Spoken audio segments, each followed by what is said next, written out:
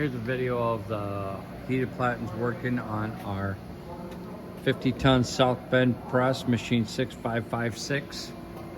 I'm gonna put an amp clamp on the meat legs. You can see one's at 29, one is at 35, and one is at 28. So averaging 30 amps on the circuit.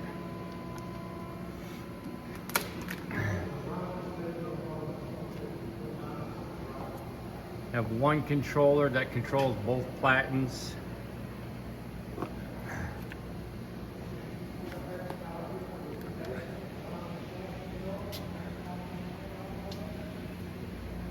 Here you can see the platens are heating up nice and equal.